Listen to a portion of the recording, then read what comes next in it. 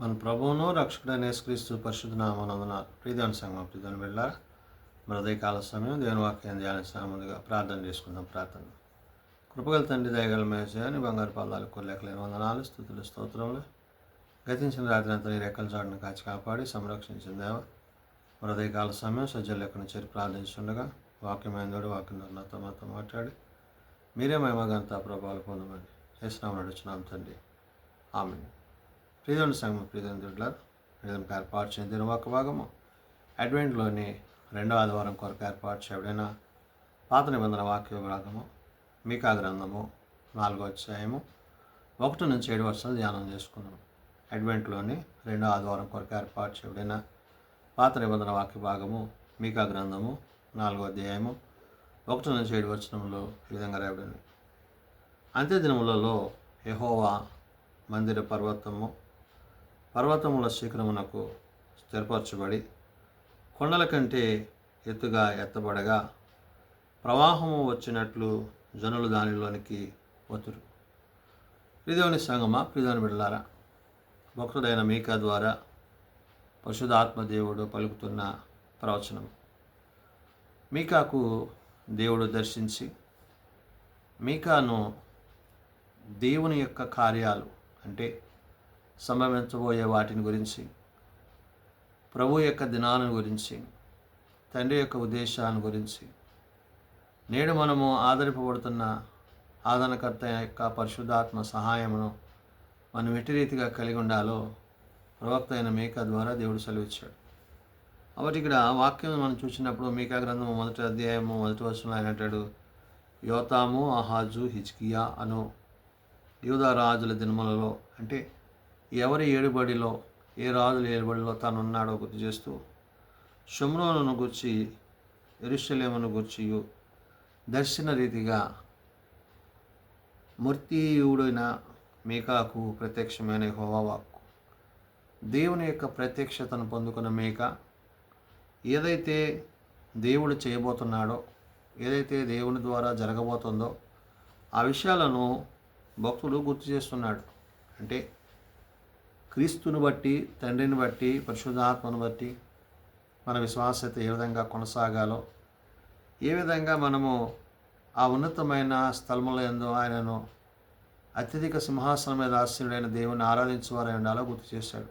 అందుకని అంత్య దినములలో యెహోవా మందిరమును పర్వతమును అంటున్నాడు. అంటే దేవుని యొక్క ఉన్నతమైన స్థలములు, అత్యున్నత సింహాసనాశ్రుడైన దేవాదేవుడు నిత్యము కీర్తింపబడుతూ, కొనియాడబడుతూ, కిరుపులతో, శరీరపులతో, గాన ప్రతిగానాల చేత మహిమపరచబడుతున్న దేవాదేవుడు ఆయనను గురించిన విషయాలను మీకా అంటున్నాడు.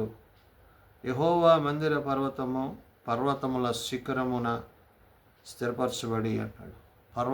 పర్వత శిఖరం అత్యున్నతమైన స్థలముల యందు ఆశ్చర్యుడైన దేవాది దేవుని యొక్క మాటగా తెలియజేస్తూ, కొండల కంటే ఎత్తుగా ఎత్తబడగా ప్రవాహము వచ్చినట్లు జనులు దానిలో వత్తురు. ప్రవాహము, ఒక నది ఎలాగైతే ప్రవహిస్తూ అది వెళ్తుందో వేగంగా, అలాగా జనులందరూ ఆయన యొద్దకు వచ్చేవారై ఉన్నారు. అంటే ప్రభు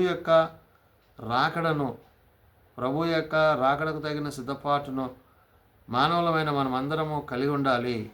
ఆ విశ్వాసాన్ని కొనసాగించాలనే విషయాన్ని మీకు గుర్తు చేస్తూ, కాబట్టి ఆ కాలమున అన్యజనులు అనేకులు వచ్చి సియోనులో నుండి ధర్మశాస్త్రమును, యెరూషలేములో నుండి యెహోవా వాక్కును బయలువెళ్ళను అంటున్నాడు. వాక్కు చేత, ఆత్మ చేత, ధర్మశాస్త్రం చేత జనులు మరి వారు దేవుని తెలుసుకొని, దేవుని ఎరిగి వారు ప్రయాణం అవుతున్నారు. కాబట్టి ఇక్కడ అంటున్నాడు, సియోనులో నుండి ధర్మశాస్త్రము, యెరూషలేము నుండి యెహోవా వాక్కు.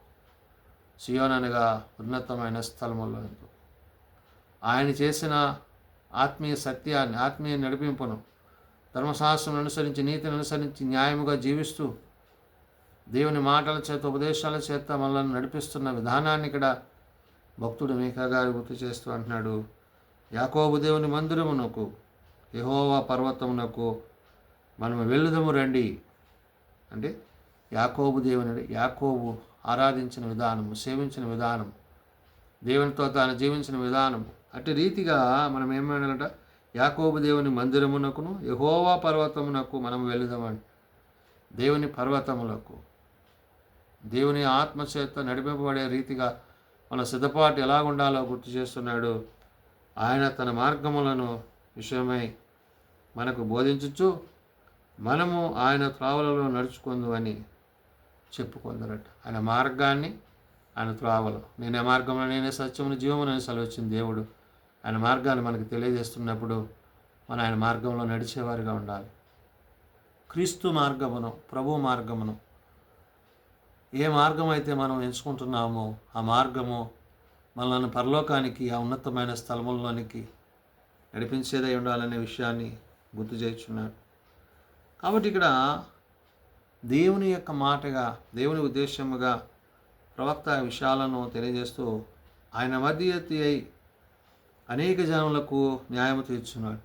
దేవాది దేవుడు తన కుమారుని మనకి మధ్యవర్తిగా పంపించున్నాడు. అనేక జనములకు, అంటే తరముల వెంబడి తరములు, ఆదాము మొదలుకొని చివరి వారి వరకు కూడా ప్రతివాడు కూడా ఆయన తెలుసుకొని ఆయన సేవించేవారై ఉంటారు, ఆయన ప్రార్థించేవారై ఉంటారు. కాబట్టి ఇక్కడ అంటున్నాడు ఆయన మధ్యవర్తి అయి అనేక జనములకు న్యాయము తీర్చును అంటాడు. న్యాయాధిపతిగా ఆయన అంటాడు.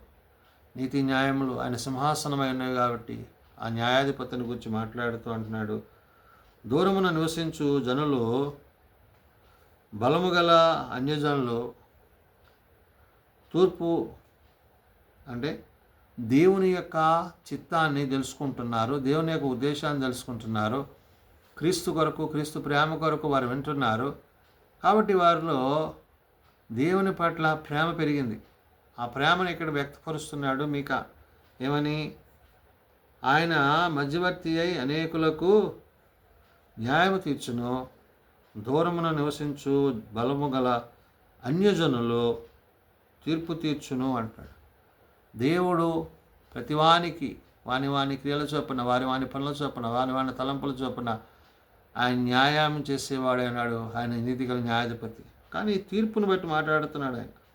అన్యజనులకు తీర్పు తీర్చును, వారు తమ ఖడ్గములను నాగటి నక్కులుగాను తమ ఈటెలను మంచు కత్తులుగాను సాగను కొట్టుకుందురాడు. అంటే హృదయమందును, ప్రవర్తన యందును జీవించవలసిన విధానాన్ని, వాక్యము చేత, ఆత్మచేత నడవలసిన విధానాన్ని, విశ్వాసములో కొనసాగవలసిన విధానాన్ని గుర్తు చేస్తూ జనముల మీదకి జనమును ఖడ్గము ఎత్తకై ఉండును అంటున్నాడు. అంటే యుద్ధాలు ఇక ఉండవు, సమాధాన సంబంధమైన దేవుని యొక్క నీతి మనల్ని నడిపింపజేసేది.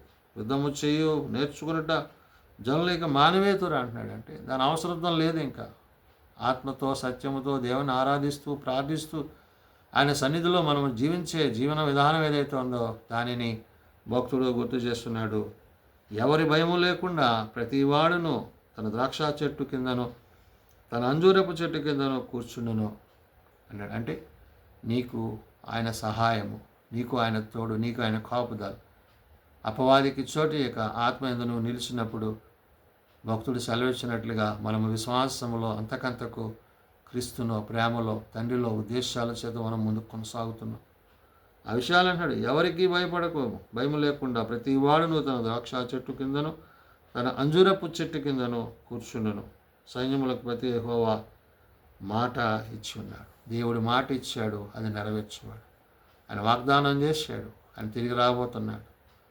ఆయన ఎందుకు విశ్వాసం ఉంచినట్లయితే, ఆయన ఎందుకు విశ్వాసం ఉంచి నీవు నడిచినట్లయితే ఆ వాగ్దాన భూమిలోనికి ఆయన నిన్ను నడిపిస్తాడు. కాబట్టి దేవుడిచ్చే ఆ నిత్యత్వం, నిత్యరాజ్యము ఎలాంటిదో అక్కడ గుర్తు చేస్తున్నాడు.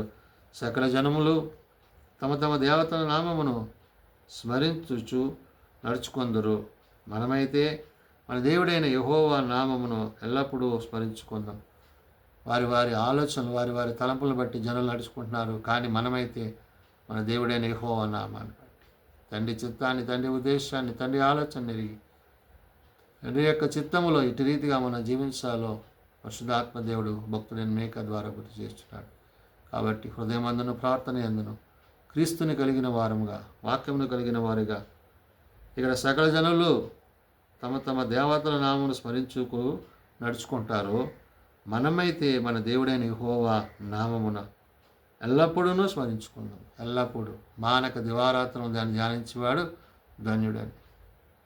అలాగా దేవునితో, వాక్యముతో, విశ్వాసముతో ప్రతినిత్యము మనం కట్టబడాలని, ఆ దినమున నేను కుంటివారిని పోగు చేయుదును, అవతలకు వెళ్ళగొట్టు వారిని, బాధింపబడి వారిని సమకూర్చుదును.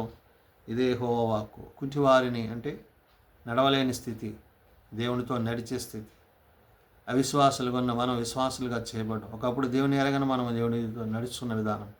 వాక్యము లేని మనకు వాక్యమైన దేవుడు ఆత్మచేత సత్యము చేత అనే నీతిని మనకు తెలియజేసినప్పుడు ఆ నీతిని మనం ఎలాగ కొనసాగించాలి, తిరిగి మనల్ని జీవింపజేసే విధానం. అందుకనే ఆయన అంటున్నమాట, ఆ దినంలో నేను కుంటివారిని పోగు చేయుదును అంటాడు. అంటే వారికి మరలా నడక నేర్పించి ఆయన మార్గంలో వారు నడిచే, ఎవరైతే మరి తొట్టిల్లిపోయారో, ఎవరైతే వాక్యానికి దూరం అయిపోయారో, ఎవరైతే విశ్వాసానికి దూరం అయిపోయారో వారందరినీ ఆయన సమకూర్చబోతున్నాడనే విషయాన్ని గుర్తు చేస్తున్నాడు.